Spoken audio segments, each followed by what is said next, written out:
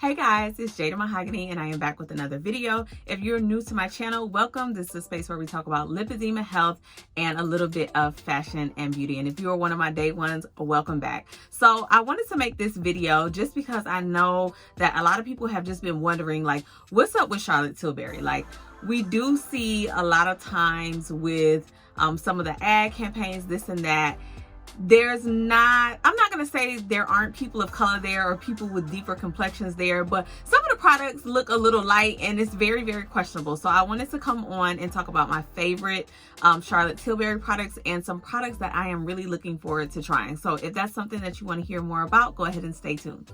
Okay, so as some of y'all know, I am a licensed cosmetologist. I also worked for MAC as well as Sephora, so I'm a ex-MAC girl, and I was an assistant manager at Sephora. So makeup is like really my first love. Now, when I first heard about Charlotte Tilbury, it was kind of like on social media from more so people who lived in Europe, specifically like the UK and stuff like that. Like, they were talking about these products and we didn't have them here quite yet. So I was just like, man, I wonder what this is all about. I love the packaging, all of that good stuff. Everything was really pretty. But the one thing I kind of noticed was there wasn't a lot of like darker complected women that were talking about these products. So like, obviously, no, I'm not on the deeper end of the complexion, but I'm right at like the tan, the brown, and moving into that direction. So I just was kind of like, I'm gonna fall back because I'm not really sure.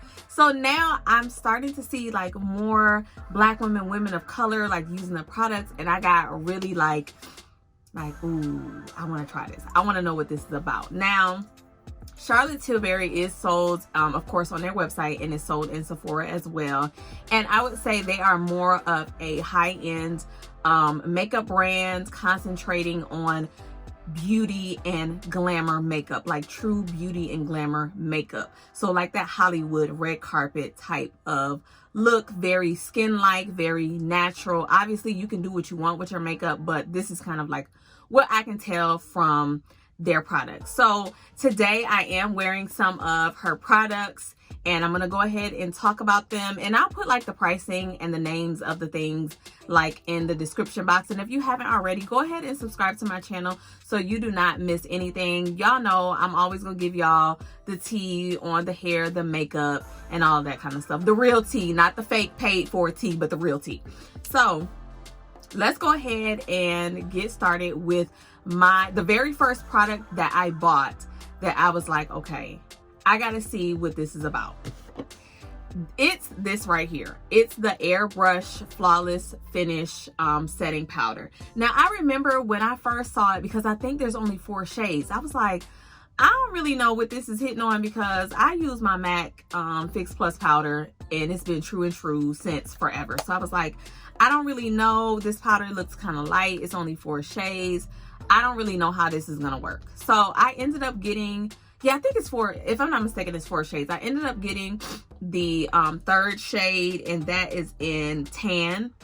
And the compact looks like this. Now, one thing I will say, sorry y'all, one thing I will say is I wish there was a powder puff in it like my MAC powder. Like most MAC powders will come with some type of powder puff in there, but I know because it's a finishing powder, I'm sure like whoever's in charge of packaging and that kind of stuff, they're assuming that you're going to use a brush to finish off your makeup with. So it looks like this. Like I said, I got tan, and this is what it looks like, and I'm wearing it now. But I will say the way I use it is I will put my concealer on, set my concealer with this, and then I go in and put an actual brightening setting powder on. Now, she does have a brightening powder. I have not yet gotten it because we didn't have it at our Sephora. So I didn't get it yet, but I am going to get it. But for now, this is like really my favorite. It's so light, so smooth, and it really kind of like blurs the under eye.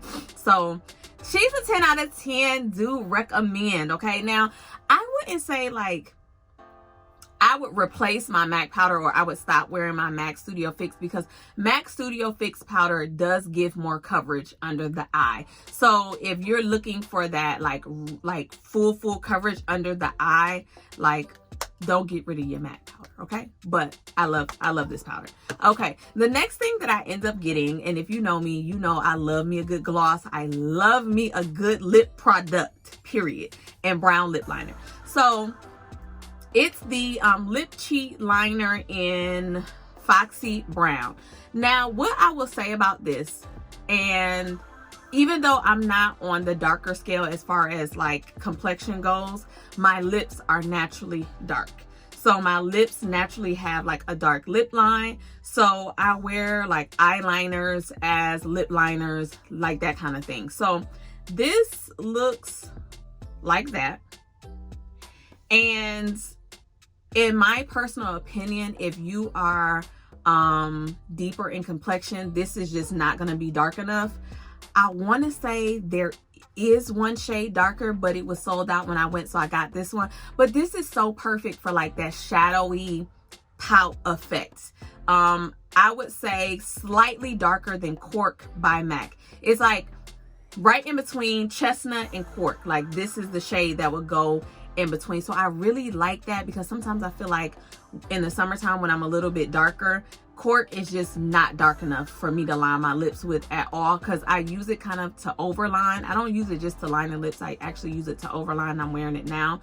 So it's one of my favorites. I would say it's not like a creamy pencil, but it's not really matte, because I know some of the sharpened pencils can be really matte, and the twistables are more just hydrating. Like the Sephora brand lip liner, it's a little more hydrating, it's a little more creamy. So this is kind of right in between there. It blends really well and kind of like meshes really well with the rest of your lip products. So definitely one of my go-tos. I want to get some more of the pencils, but I have so many, so I'm just like, take a break, Jada, take a break.